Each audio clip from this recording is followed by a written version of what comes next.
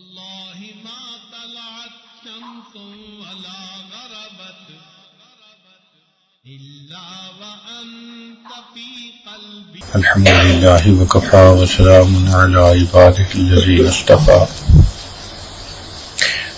أما بعد، فقال رسول الله صلى الله عليه وسلم: الصدق شفيعي، أو كما قال عليه الصلاة والسلام. سبحان ربك رب العزة عما يصفون وسلام على المرسلين والحمد لله رب العالمين. اللهم صل على سيدنا محمد وعلى آل سيدنا محمد وبارك وسلم. اللهم صل على سيدنا محمد وعلى آل سيدنا محمد وبارك وسلم.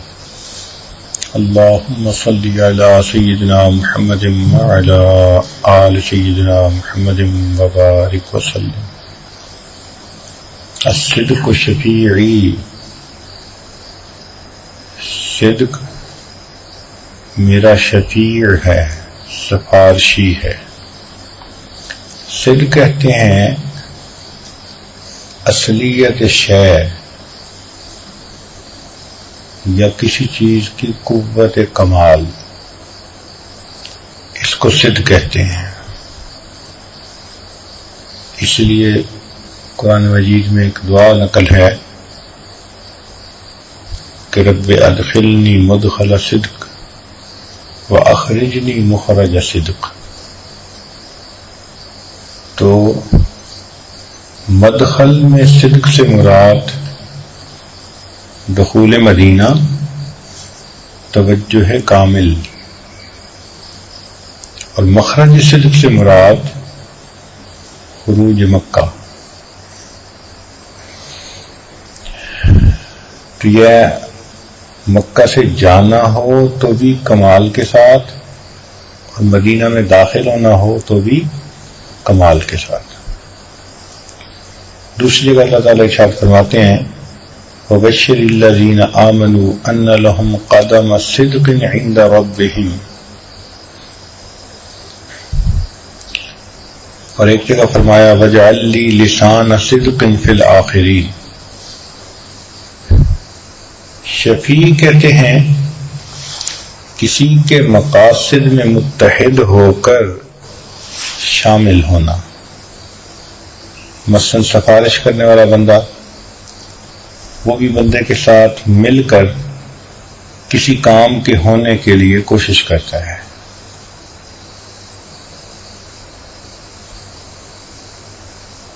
سچ دین اسلام کے اندر بہت اہمیت رکھتا ہے. نبی علیہ الصلوۃ والسلام نے ارشاد فرمایا: مومن سب کچھ ہو سکتا ہے مگر جھوٹا نہیں ہو سکتا. اور ایک روایت میں آتا ہے کہ جب کوئی بندہ جھوٹ بولتا رہتا ہے تو ایک ایسا وقت آتا ہے کہ اللہ تعالیٰ جھوٹوں کے دفتر میں اس بندے کا نام لکھوا دیتے ہیں. اور بعض روایات میں آتا ہے کہ جب بندہ جھوٹ بولتا ہے تو اس کے منہ سے بدبو نکلتی ہے، فرشتوں کو ایذا پہنچتی ہے، وہ اس سے دور ہو جاتے ہیں. اب ہمیں تو محسوس نہیں ہوتا، لیکن جھوٹ بولنے سے انسان کے منہ سے بدبو نکلتی ہے. تو شریعت نے سچ کو بہت پسند کیا، حتیٰ کہ نبی علیہ السلام تشریف لائے اور آپ نے فرمایا: بعثت لأتمم مکارم الاخلاق.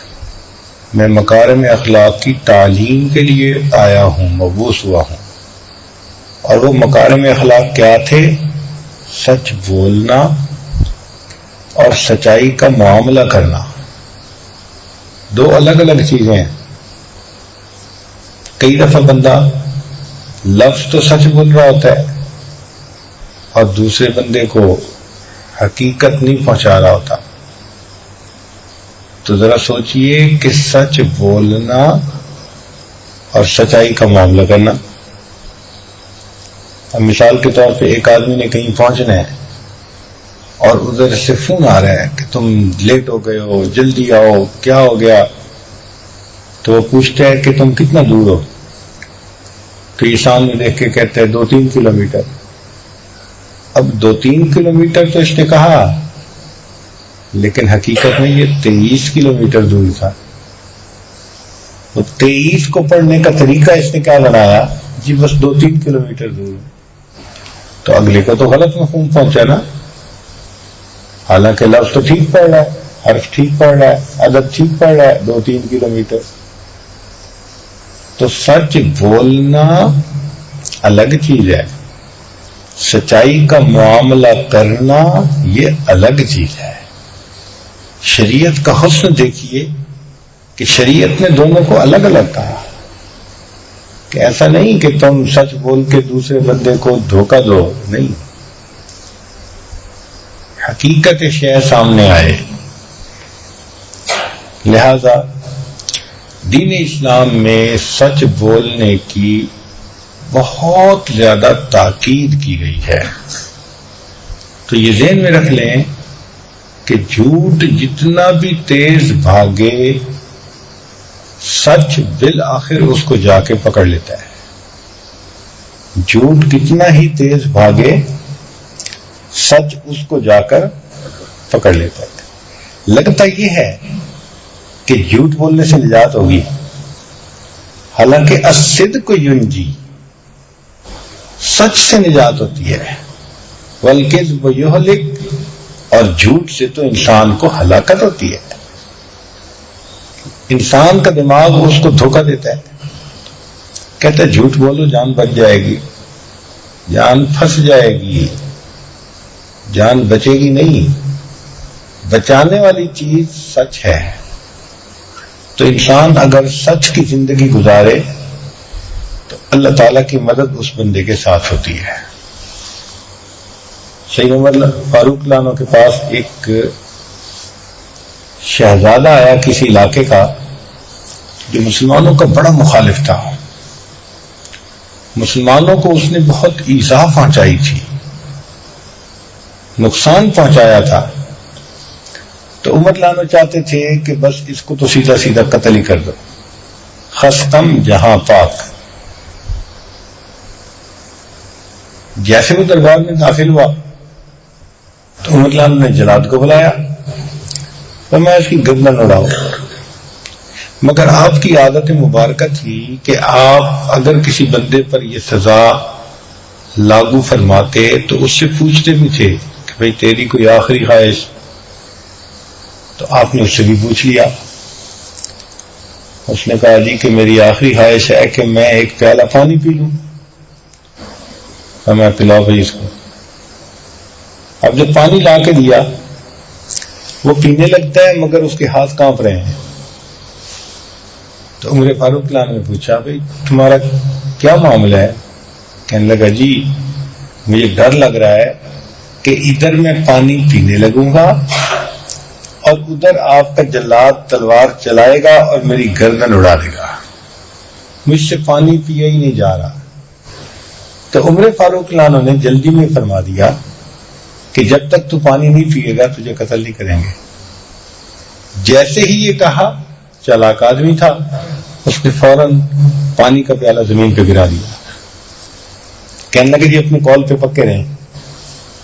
آپ کے الفاظ یہ تھے کہ جب تک یہ پانی آپ نہیں پیئیں گے اس وقت تک تمہیں قتل نہیں کریں گے. پانی تو میں نے نہیں پیا، اب آپ مجھے قتل نہیں کر سکتے.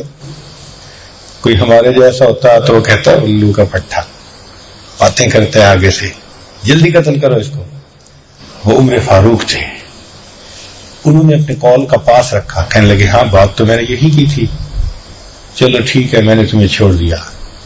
جیسے ہی انہوں نے فرمایا کہ میں نے تمہیں چھوڑ دیا تو وہ کہنے لگا کہ امیر المومنین میں نے تو ایک ہیلا کیا تھا اس سزا سے بچنے کا، لیکن اندر سے میں اسلام سے بہت متاثر تھا.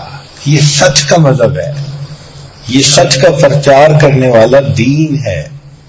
اگر میں پہلے ایمان لے آتا دنیا کہتی موت کے ڈر سے مسلمان ہو گیا.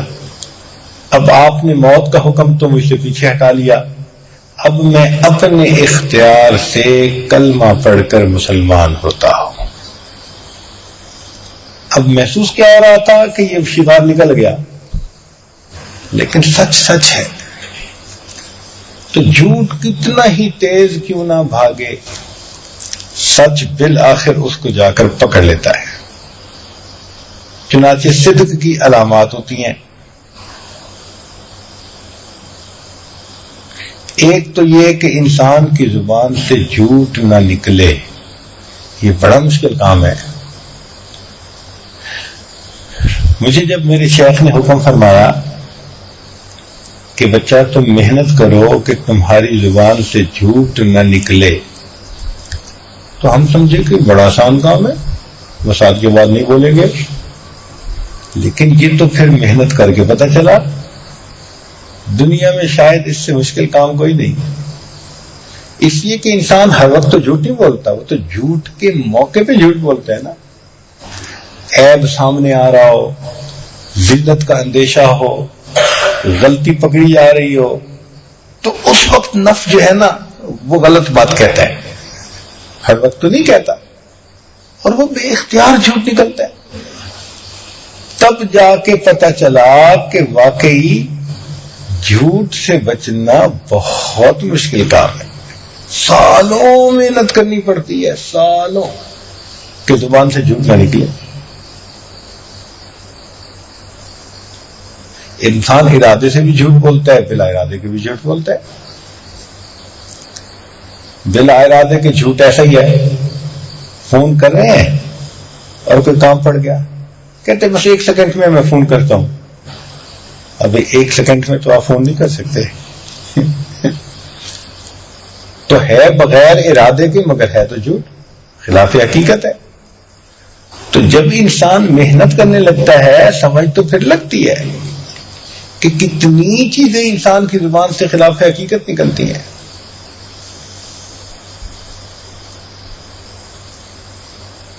تو جھوٹ زبان سے نہ نکلے، اس پر بڑی محنت کرنی پڑتی ہے. پھر خوف کے وقت میں بھی انسان کی زبان سے سچ نکلتا ہے، کیونکہ اس نے محنت کی ہوتی ہے. صدق کی نشانی یہ ہے کہ جس مومن نے کہا انی وجہت وجہی للذی فطر السماوات والارض، اب اس کو چاہیے کہ وہ دنیا کے اوپر فریفتہ نہ ہو. اگر پڑھا یہ اور پھر دنیا پہ فریفتہ ہو گیا، لٹو بن گیا، تو اس نے سچ کا معاملہ نہیں کیا. ایسا ہی ہے، ایک آدمی پڑھتا تو ہے ایاک نعبد، لیکن پرستش کرتا ہے اپنے نفس کی، پوجا کرتا ہے اپنے نفس کی خواہشات کی، تو پھر یہ سچ تو نہ ہوا. نیت بھی ہمیشہ سچی رکھے، اللہ کی رضا. چنانچہ ظاہر باطن دونوں ایک بن جائیں، اس لیے ہمارے اکابر دعا مانگتے تھے کہ اے اللہ میرے باطن کو ظاہر سے اچھا کر دے اور میرے ظاہر کو نیک بنا دے. دعا مانگتے تھے باقاعدہ. چنانچہ اللہ رب العزت کو ایسے لوگ بہت پسند.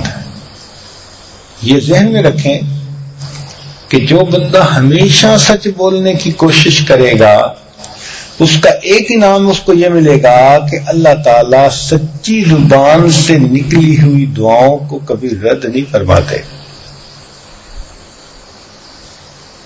اللہ تعالیٰ کہتے ہیں کہ جب اس بندے نے اپنی طرف سے ہمیشہ سچ بولنے کی کوشش کی، اب اس کی زبان سے یہ دعا نکل گئی تو میں اس کو کیسے پورا نہ کروں.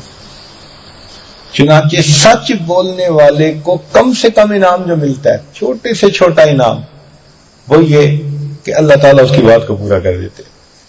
یہ چھوٹا انعام ہے، اور دوسرے انعام اس سے بھی زیادہ اوپر ہیں. ہمارے اکابر نے کہا ہے جب دل غیر سے خالی ہو اور پیٹ حرام سے خالی ہو تو انسان کے اٹھے ہوئے ہاتھ اللہ کے دربار سے کبھی خالی واپس نہیں جاتے. جب دل غیر سے خالی ہو پیٹ حرام سے خالی ہو تو بندے کے اٹھے ہوئے ہاتھ اللہ کی بارگاہ سے کبھی خالی واپس نہیں جاتے. اس لیے سلوک طے کرنے کے لیے دو چیزیں ہیں، ایک کو کہتے ہیں رزق حلال اور دوسرے کو کہتے ہیں صدق مقال. کھائے بھی حلال اور بولے بھی تو ہمیشہ سچ بول لے. سچ بولنے کا ایک فائدہ یہ بھی ہے کہ بندے کو یاد نہیں رکھنا پڑتا کہ میں نے پہلے کیا کہا تھا. بھائی سچ سچ ہے، جھوٹ بولے گا تو یاد بھی رکھنا پڑے گا کہ اس کو میں نے کیا کہا تھا، اس کو میں نے کیا کہا تھا. تو سچ کا ایک بڑا فائدہ یہ کہ بندے کو معاف کر بندے کو یہ نہیں یاد رکھنا پڑتا کہ میں نے پہلے کیا کہا تھا. وہ جب بولے گا سچ ہوگا. تاہم اس زمانے میں شیطان نے جھوٹ کی نفرت دلوں میں کم کرنے کے لیے اس کے خوبصورت نام رکھ دیے ہیں. مثلا ایک نام ہے بہانہ. طلباء بھی کہتے ہیں جی میں نے ناظم صاحب کے سامنے بہانہ کر دیا. اب بہانے کا اصل معنی جھوٹ ہے. بیوی خاوند کے سامنے کہتی ہے، بیٹا باپ کے سامنے کہتا ہے بہانہ جی میں نے بہانہ کر دیا جی، وہ بہانہ جھوٹ ہوتا ہے. یہ عجیب بات ہے کہ سچ بولنا انسان کی ایسی صفت ہے کہ جس کی وجہ سے انسان کی باقی کمزوریوں سے بھی لوگ نظر انداز کر دیتے ہیں، معاف کر دیتے ہیں بندے کو. اور یہ سچا بندہ ہے، یہ سچ بولنا اس کی صفت بن جاتی ہے. چنانچہ بات لمبی ہے لیکن میں اس وقت اس کو بہت لمبا کرنا نہیں چاہتا. آج غزوہ تبوک میں 10,000 صحابہ جمعرات کے دن نبی علیہ السلام کی معیت میں چلے. 3 صحابہ ایسے تھے جو مدینہ میں ہی رہ گئے. ان میں سے کعب بن مالک قبیلہ خزرج سے تھے. وہ فرماتے ہیں کہ میرے پاس 2 اونٹنیاں تھیں. پہلے ایسی 2 اونٹنیاں کبھی نہیں ہوتی تھیں، اور گھر میں بیویاں بھی تھیں. تو میں نے دل میں سوچا کہ میں نے جہاد پہ تو جانا ہی ہے، چلو ایک دن اور گھر میں گزار لیتا ہوں، گھر والے خوش ہو جائیں گے، اور میں تیز سواری ہے تو میں جلدی پہنچ جاؤں گا. تو مال نے اور جمال نے مجھے روک لیا اور میں ہاتھ پلی کرتا رہا. اچھا میں پہنچ جاؤں گا، لیکن یہ میں دیکھتا کہ بھائی مدینہ میں جو باقی لوگ رہ گئے تھے نا، 1-2 کے علاوہ باقی وہ منافقین ہی تھے. مگر میں سوچتا تھا کہ میں پہنچ جاؤں گا، اور میں اسی میں رہا. آج کل پتہ چلا کہ جناب وہ تو قافلہ واپس آ رہا ہے. اب مجھے محسوس ہوا کہ ہاں مجھ سے تو غلطی ہوئی، مجھے جانا چاہیے تھا. جب نبی علیہ السلام واپس تشریف لائے تو منافقین تو گئے اور انہوں نے قسمیں کھا کے اپنی صورت حال بیان کیجیے، یہ وجہ اور یہ وجہ. اور نبی علیہ السلام ان کی قسموں کو قبول کرتے رہے، خاموش، ٹھیک ہے. میں نے دل میں سوچا کہ جھوٹی قسم کھا کے میں نبی علیہ السلام کو تو چپ کروا لوں گا، مگر اللہ تو جانتا ہے نا دلوں کی کیفیت کو. تو جھوٹ ہے، لہذا مجھے پوری بات نبی علیہ السلام کے سامنے سچ کہہ دینی چاہیے. میں نے آ کر کہہ دیا، اللہ کے نبی مجھ سے تو سستی ہوئی ہے، ورنہ میں جلدی بھی نکل سکتا تھا. نبی علیہ السلام نے فرمایا کہ اچھا اب تم نے جو کہ بات کھول کے کر دی، جب تک اوپر سے ہمیں اشارہ نہیں ہوگا ہم اس بات کا جواب نہیں دیں گے. اور نبی علیہ السلام نے صحابہ کو بھی منع کر دیا کہ اب تم نے بولنا نہیں اس بندے سے. لو، اب جب انسان بگا کہاں بن جاتا ہے نا تو بڑا مشکل ہوتا ہے رہنا اس کے لیے. کہنے لگے ایک میں تھا اور 2 میرے ساتھ اور ساتھی تھے. مرارہ بن ربی اور ہلال بن امیہ. کہنے لگے کہ وہ تو 2 بندے گھروں میں بند ہو کے رہ گئے، میں چلتا پھرتا تھا، آتا جاتا تھا، مجھے لوگوں کے ری ایکشن کا پتہ چلتا تھا. میں نے ایک دن اپنا کزن تھا ابو قتادہ، اس سے بات کرنے کی کوشش کی، اس نے مجھے گھاس ہی نہیں ڈالی. میں تو سمجھتا تھا بڑا یار، جگری یار، اس نے بات ہی نہیں کی. میں نے کہا کہ ابو قتادہ تم جانتے نہیں ہو میں اللہ اور اس کے رسول سے محبت کرنے والا ہوں؟ اس نے آگے سے کہا جی اللہ اور اس کے رسول بہتر جانتا ہے. کہنے لگا میں تو بڑا ہی ڈپریس ہوا کہ دیکھو یہ حال ہے، کوئی مجھ سے بات ہی نہیں کرتا. اتنے میں مجھے دل میں غم یہ تھا کہ اگر اس حالت میں مر گیا تو نبی علیہ السلام میرے جنازے کی نماز ہی پڑھیں گے، اور اگر نبی علیہ الصلوۃ والسلام دنیا سے تشریف لے گئے تو نبی علیہ السلام ناراض جائیں گے. کہنے لگا یہ جو غم تھا اس نے مجھے بے چین کر دیا تھا. اتنے ایک مصیبت اور آ پڑی کہ یہ بات چلتے چلاتے، وہ عیسائیوں کا بادشاہ تھا شاہ غسان، اس نے میری طرف ایک خط بھیجا کسی کے ذریعے سے کہ تمہارے سردار نے تمہیں بہت مشکل میں ڈالا ہوا ہے، تو لہذا تم اگر میرے پاس آؤ تو میں تمہاری مدد کروں گا، عزت دوں گا. تو اس خط کو تو میں نے تنور میں ڈالا، لیکن مجھے دکھ اس بات کا کہ اچھا اب شیطان کو میں ہی ملا تھا حملہ کرنے کے لیے، اب کافر بھی اس سے تمنا رکھنے لگ گئے. اتنا میں نیچے گر گیا، اتنا میری حالت پتلی ہو گئی، کافر مجھ سے تما رکھنے لگ گئے، توقع رکھنے لگ گئے. کہنے لگے کہ میں اور بھی زیادہ اس سے پریشان ہوا. بڑی مشکل سے 40 دن گزرے کہ نبی علیہ الصلوۃ والسلام کی طرف سے پیغام ملا کہ بیوی سے بولنا بھی بد ہے. لو اب بیوی جو ہوتی ہے نا یہ بڑھاپے کا گھونٹا ہوتی ہے، لاٹھی ہوتی ہے بڑھاپے کی. تو جوانی میں جتنی ضرورت ہوتی ہے اس سے زیادہ ضرورت بڑھاپے میں ہوتی ہے، ہر کام تو وہی سمیٹتی ہے. اب جب بیوی سے ہی بولنا بند تو کہنے لگی اور مصیبت، ایک نیا غم. میرے ساتھی جو دوسرے تھے وہ گئے اور انہوں نے جا کر کہا کہ اللہ کے نبی میں بوڑھا ہوں تو خدمت کی ضرورت ہے. فرمایا ہاں تمہاری بیوی تمہاری باقی کام کر سکتی ہے لیکن تم میاں بیوی والا مسئلہ نہیں کر سکتے. مجھے بھی لوگ کہتے کہ تم بھی جاؤ، مگر مجھے حجاب محسوس ہوتا کہ میں کیسے جاؤں. کہنے لگے اسی حال میں میری یہ حالت بن گئی، زمین کے اوپر سے مجھے زمین کا اندر زیادہ اچھا محسوس ہونے لگا. زمین اپنی پوری فراخی کے باوجود مجھے تنگ محسوس ہونے لگی. حتی اذا ضاقت علیہم الارض بما رحبت، اور مجھے اللہ کے سوا کوئی ملجا منشا نظر نہیں آتا تھا. ایسے ہی ہوتا ہے آج کل کے دنیا دار لوگ، مہینے کی ابتدا تنخواہ ہاتھ میں تو لٹ لے موج بہار، اور جب 20-25 دن گزر جاتے ہیں اور قرضے چڑھنے لگتے ہیں تو پھر کہتے ہیں بلا لو مدینے والے.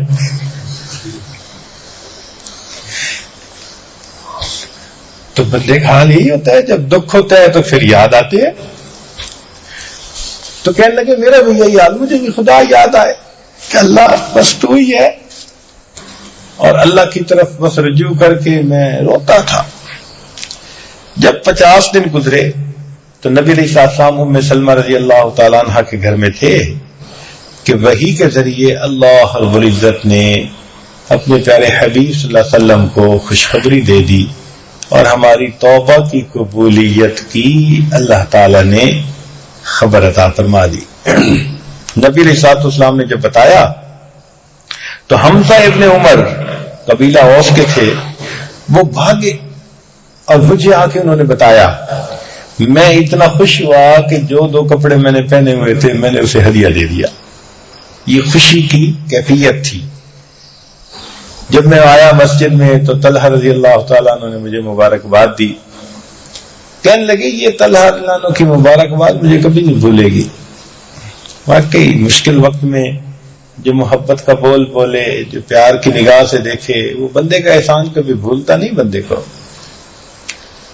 نبی علیہ الصلوۃ والسلام نے بھی مبارکباد دی. اللہ اکبر کبیرہ، وہ جو سچ بولا تھا اس کی وجہ سے بالآخر اللہ رب العزت نے معاملے کو ٹھیک فرما دیا.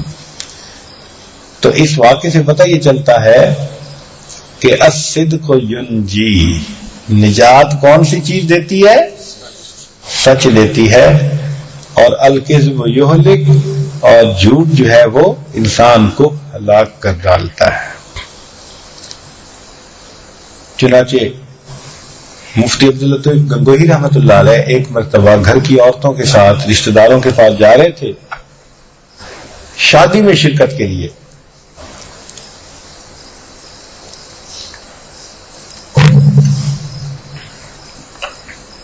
اس زمانے میں ٹانگے ہوتے تھے، اس پہ عورتیں بیٹھی ہوئی ہیں. کہنے لگے کہ راستے میں کچھ ڈاکو جو تھے انہوں نے ٹانگے کو گھیر لیا. تعداد میں زیادہ تھے، مفتی صاحب اکیلے، باقی سب عورتیں، اور ڈاکو 4-5. تو کہنے لگے ان کی نیت کا مجھے پتہ تو چل گیا.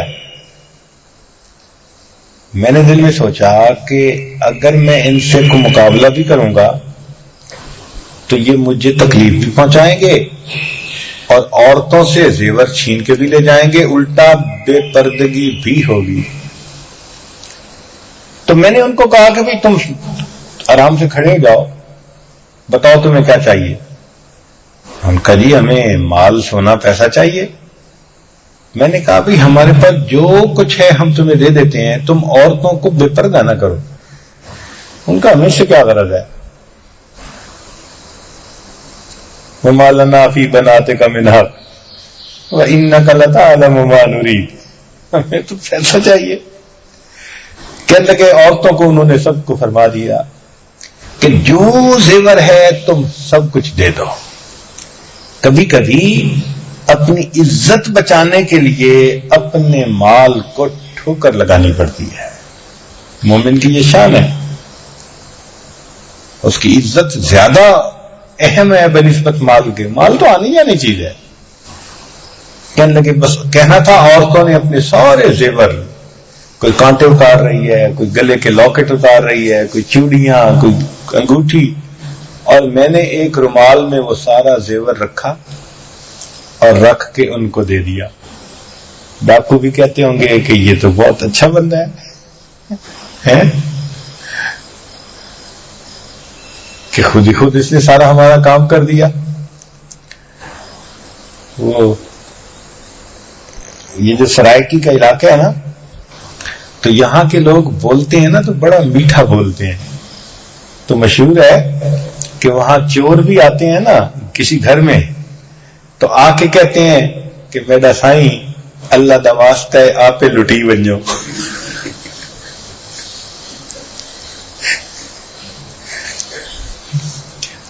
تو انہوں نے بھی سوچا کہ بھئی ہمیں تو ایسے بندے مل گئے، خود ہی اس نے اٹھا کے سب کچھ دے دیا. لو جی وہ لے کے چل پڑے. تھوڑی دیر گزری، چند منٹ کے بعد ایک عورت نے بتایا اوہو یہ ہماری جو بچی ہے چھوٹی، اس کی انگلی میں بھی چھوٹی سی ایک ہم نے انگوٹھی ڈالی ہوئی تھی اور وہ نظر نہیں آ رہی تھی. تو وہ تو ہے. تو مفتی عبداللطیف گنگوئی رحمۃ اللہ نے گاڑی رکوا لی. فرمایا ہاں یہ تو پھر وعدہ خلافی ہو جائے گی، میں نے تو کہا تھا سب دے دیتے ہیں. چنانچہ بچی کی انگوٹھی اتروائی اور ان ڈاکوؤں کو دینے کے لیے جانے لگے. پہلے تو ڈاکو گھبرائے کہ یہ آ کیوں رہا ہے. پھر انہوں نے کہا ہم زیادہ ہیں، نحن عصبہ، تھوڑے سے ایک ہیں، نمٹ لیں گے. مفتی صاحب کے آنکھوں میں آنسو. بھئی میں نے کہا تھا کہ ہم سب زیور تمہیں دے دیں گے اور ہمیں دھیان نہیں رہا، اور چھوٹی بچی کی انگلی میں یہ انگوٹھی تھی، یہ لے لو. مفتی صاحب کے اس عمل کا ایسا اثر ہوا کہ ڈاکوؤں نے سوچا کہ یہ بندہ اپنی بات کا اتنا خیال کر رہا ہے جو ہم سے کی ہے، اور ہم نے بھی تو اپنے خدا سے عہد کیا ہوا ہے، ہم قیامت کے دن کیا جواب دیں گے؟ لہذا ان سارے ڈاکوؤں نے توبہ کی اور حضرت کو سارا زیور واپس بھی لوٹا دیا، حضرت سے بیعت ہو کر مرید شاگرد بھی بن۔ الصدق ینجی والکذب، سچ ہمیشہ نجات دیتا ہے بندے کو، ہمیشہ نجات دیتا ہے۔ امام اعظم حنیفہ رحمۃ اللہ علیہ شروع میں کپڑے کی دکان پر کرتے تھے، اور اس امت کو تجارت دو بندوں نے کر کے دکھائی ہے، صحابہ میں صدیق اکبر رضی اللہ عنہ نے، اور ائمہ میں سے امام اعظم حنیفہ رحمۃ اللہ علیہ نے۔ اس کی اپنی ایک تفصیل ہے۔ تو ایک تھان تھا جس پر کوئی داغ لگا ہوا تھا، تو امام صاحب نے اپنے بندے کو کہا ہوا تھا جو وہاں بیٹھا ہوا تھا نا، سیل ریپرزینٹیٹو، کہ بھئی اگر کوئی بندہ تجھ سے خریدنے آئے تو تم نے پہلے اس کو عیب دکھانا ہے کپڑے کا، پھر بیچنا ہے۔ اللہ کی شان، اس کو دھیان نہ رہا۔ ایک بندہ آیا اور وہ عام روٹین کے حساب سے وہ تھان خرید کے لے گیا۔ جب امام صاحب نے دیکھا تو انہوں نے پوچھا بھی وہ تھان بیچ دیا؟ جی، بتایا تھا کہ اس میں فلاں عیب ہے۔ او جی مجھے تو یاد ہی نہیں رہا۔ کہنے لگے وہ خدا کے بندے، اس نے کہا جی وہ بندہ ابھی ادھر سے گیا ہے۔ حضرت نے اس کے وہ پیسے جو اس نے دیے تھے نا وہ سارے اٹھائے، اور اس کی تلاش میں جس سے پوچھے بھئی وہ اس رنگ کے کپڑوں والا بندہ، وہ کہیں ادھر گیا، وہ ادھر گیا، چلتے چلتے حتیٰ کہ شہر کے کنارے پہنچے، اور وہاں ایک جوہر تھا پانی کا۔ تو اس بندے کو جا کے ٹھہرایا، اس کو بتایا کہ بھئی اس نے آپ کو بتانا تھا کہ اس میں عیب تھا، مگر وہ بتا نہیں سکا، بھول گیا، تو بھئی میں آیا ہوں، یہ تمہارے پیسے ہیں، اگر تم چاہو تو پیسے واپس لے لو، سودا ختم، اور چاہو تو تم اس سودے کو قبول کر لو، تمہارا اختیار ہے۔ اس نے کہا جی پیسے لائے۔ حضرت نے پیسے دیے تو اس نے پیسے لے کے سارے جوہر پانی کے اندر یوں پھینک دیے۔ بڑے حیران، یہ آپ نے کیا کیا؟ کہنے لگا کہ جی آپ کا مال اگر عیب والا تھا تو میں بھی کھوٹے پیسے دے کے آ رہا تھا، اب میں آپ کو صحیح پیسے دیتا ہوں۔ چنانچہ اس بندے نے اب صحیح پیسوں سے پیمنٹ کی، اللہ رب العزت نے سچ کے بدلے وہ کھوٹے پیسوں سے بچا کر ان کو صحیح والے پیسے عطا فرمائے۔ سچ ہمیشہ نجات دیتا ہے۔ عزیز بچوں، یہ ذہن میں بٹھا لو، ہم نے سچ بولنا ہے اور پھر ہمارا مددگار ہمارا پروردگار ہوگا۔ مشہور واقعہ مفتی طاہر بخش قادری رحمۃ اللہ علیہ والا کہ ہندو اور ایک مسلمان کے درمیان ایک پلاٹ کے اوپر جھگڑا ہو گیا۔ مسلمان کہتا میرا ہے، ہندو کہتا میرا ہے۔ تو مسلمان بڑا سمارٹ بنا، اس نے اعلان کروا دیا جی مجھے پلاٹ مل گیا، میں مسجد بناؤں گا۔ تو جواب میں ہندو نے کہا کہ مجھے مل گیا تو میں مندر بناؤں گا۔ وہ بات تو تھی دو بندوں کی ذاتی، اور بن گئی وہ دو بندوں کی ایک دوسرے کے ساتھ دینی ایشو بن گیا۔ مسلمان ان کے ساتھ، ہندو ان کے ساتھ۔ قریب تھا کہ پورے شہر کے اندر یا گاؤں کے اندر ایک دوسرے کی خون خراب ہوتا، مقدمہ درج ہو گیا۔ تو انگریز جج تھا، اس نے کہا کہ بھئی کوئی سلو کی صورت ہو سکتی ہے؟ ہندو نے کہا جی ہم ایک مسلمان کا نام بتاتے ہیں، آپ ان کو بلائیں، جو وہ کہہ دیں ہم اس کا فیصلہ مان لیں گے، حکم۔ اس نے اگلی ڈیٹ دے دی۔ ہندو بڑے پریشان، یار تم نے مسلمان کو حکم بنایا، تم تو جیتی بازی ہار گئے۔ بڑے پریشان، اور مسلمان بڑے خوش. وہ جی جو بھی ہے مسلمان ہے نا، اللہ کا گھر بنانے کی بات کرے گا نا آخر، ہم جو گھر بنا رہے ہیں. اگلی دفعہ جب گئے تو انگریز نے ان کو بلایا ہوا تھا. اس نے کہا مفتی صاحب یہ کس کی زمین؟ ان کا جی ہندو کی. تو کیا ہندو اس کے اوپر مندر بنا سکتے ہیں؟ ان کا جی ملکیت جب ان کی ہے تو اختیار بھی ان کا، وہ گھر بنائے، وہ مندر بنائے، وہ جو چاہے بنائے.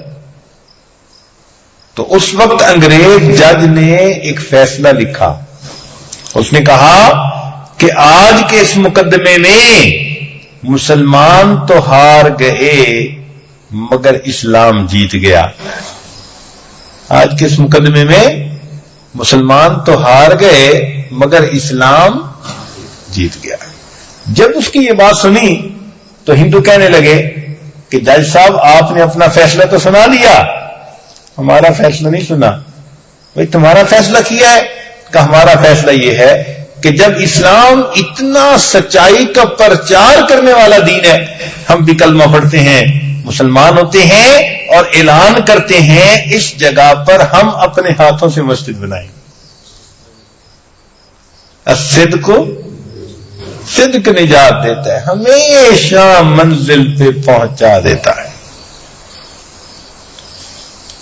میں اب آپ کو ایک واقعہ سنا کے بات کو سمیٹوں گا، کیونکہ دماغوں میں آپ کے امتحان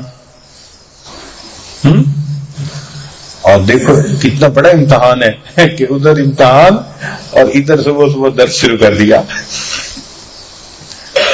خیر ہے، تھوڑی دیر میں آپ کو فارغ کر دیتے ہیں. ہمارے ایک دوست تھے وکیل صاحب، بیوی ان کی لیڈی ڈاکٹر، خود ماشاءاللہ وہ بڑے ماہر گھرانے کے لوگ تھے، زمیندار گھرانے کے، اور ماشاءاللہ ایک سیاسی پارٹی کے کوئی عہدیدار بھی تھے، بڑی باتیں کرنے والے. اب آپ خود بھی اندازہ لگا سکتے ہیں بھئی ایک وکیل اور اوپر سے سیاسی پارٹی کے عہدیدار، یک نہ شد.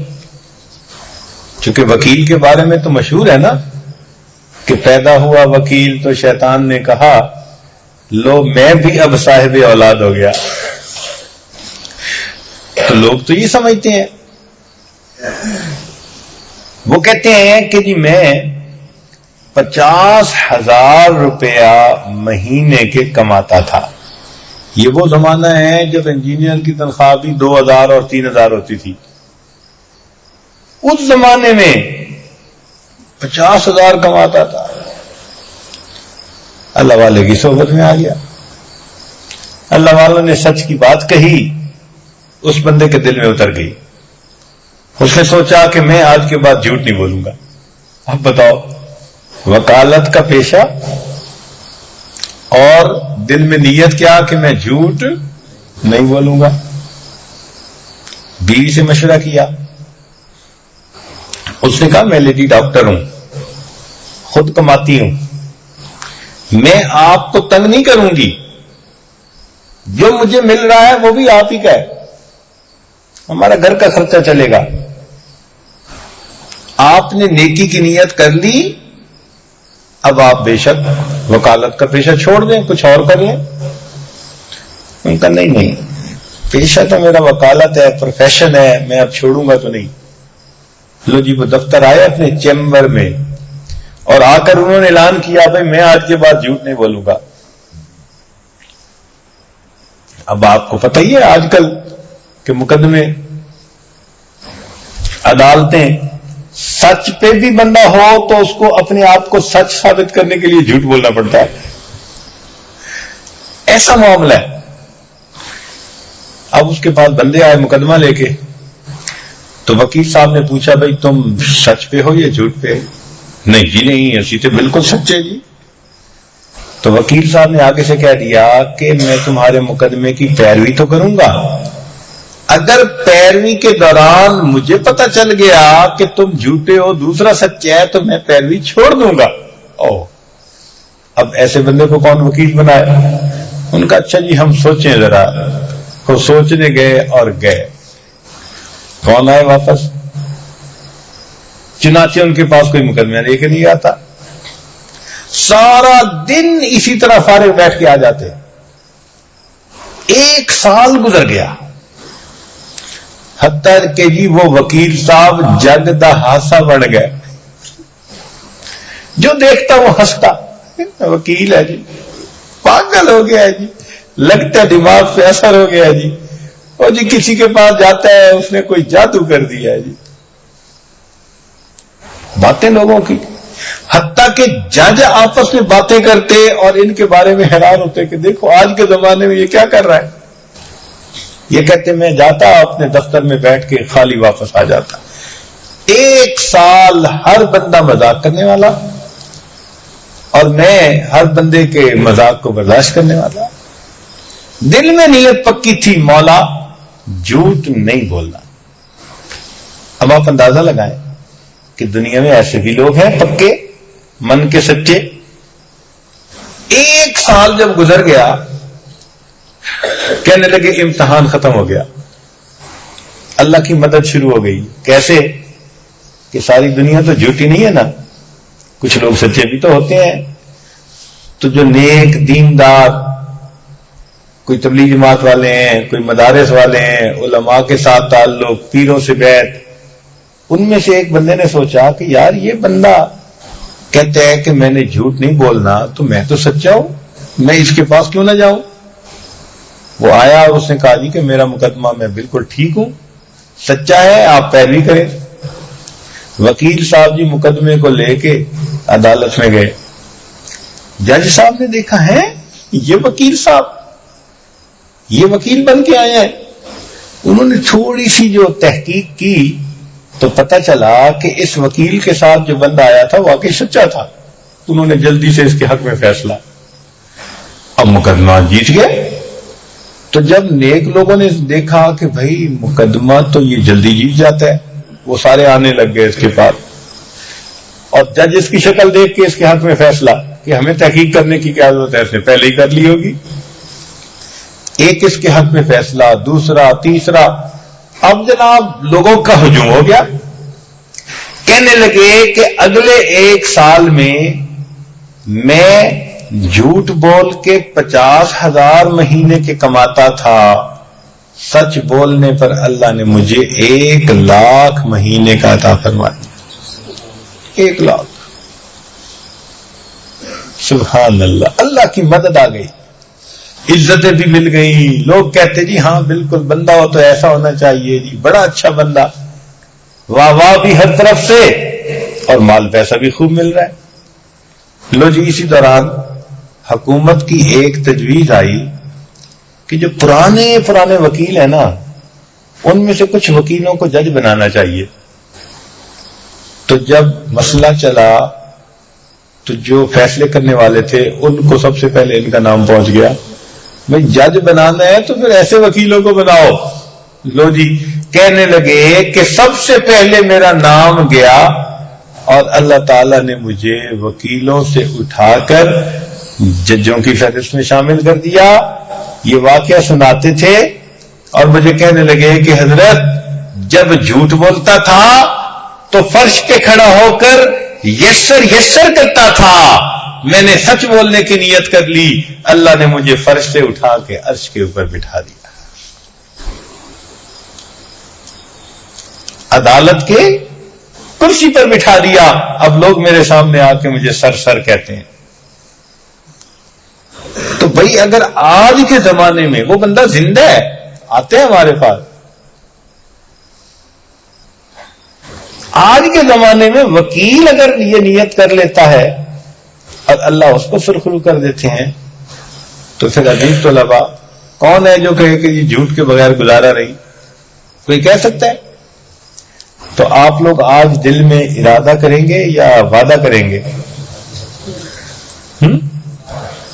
ارادہ کریں گے یا وعدہ کریں گے؟ سوچ لیں. دل تو کہہ رہا ہوگا ارادہ ہی کرو ابھی، ہے بھائی؟ اونچا بولیں، ارادہ کریں گے یا وعدہ کریں گے؟ نہیں وہ مشورہ دینے والا مشیر بھی تو ایک ہے نا، وہ بھی مشورہ دے رہا ہوگا، تیرا کام چلے گا کیسے؟